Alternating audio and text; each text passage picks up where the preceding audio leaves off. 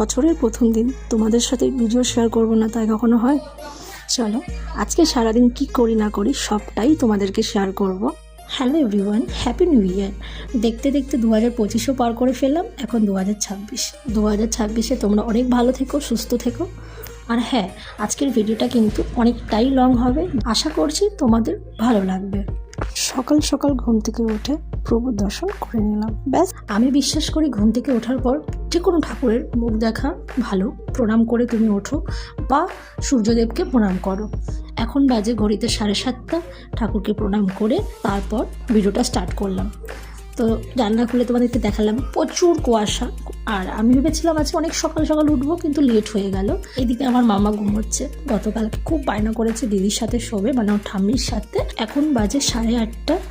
1 ঘন্টা পর আমি যা যা কাজ থাকে সকালের সেই কাজ করে স্নান করে নতুন বইয়ের মতো শাড়ি পরে নিয়েছি। চলে আসলাম মায়ের মন্দিরে। দেখছি ঠাম্মা পুজোর আয়োজন করছে, আর 2 মাকে প্রণাম করবো না তা কখনো হয় না। মন্দিরে আরও ঠাকুর আছে, যেমন লক্ষ্মী মা, আরও অনেক অনেক ঠাকুর আছে। প্রণাম করে ঠাম্মাকে প্রণাম করে চলে আসলাম আমাদের ঘরে। দেখো গোপু সোনাদের কত সুন্দর লাগছে।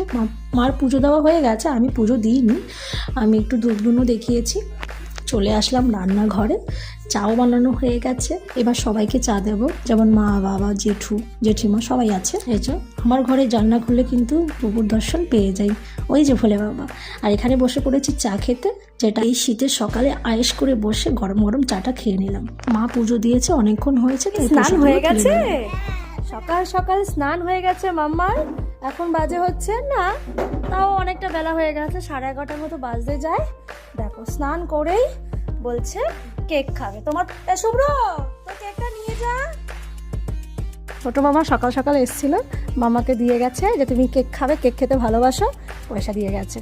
তারপরে বাবা আর মা বাজারে গিয়ে মিওমোট থেকে নিয়ে এসছে এই যে ম্যাঙ্গো। আগে দিদিকে দাও, বসো খাও। বাবা তো এখনো শুয়ে আছে।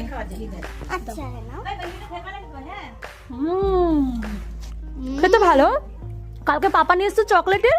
আর এইদিকে ঠাম্মা কিন্তু প্রত্যেক বছর মোয়া দিতে, মানে জয়নগরের মোয়া দিতে একদমই ভোলে না। এই 1 জানুয়ারিতে ঠাম্মা প্রত্যেক বছর জয়নগরের মোয়া নিয়ে আসে এবং প্রত্যেকের ঘরে দেয়। বেশ ভালো লাগে খেতে। এইদিকে মা মেয়ে ঢং দেখো, আয়নার সামনে হলেই আমরা দুজনে মিলে এরকম নিজেকে দেখি।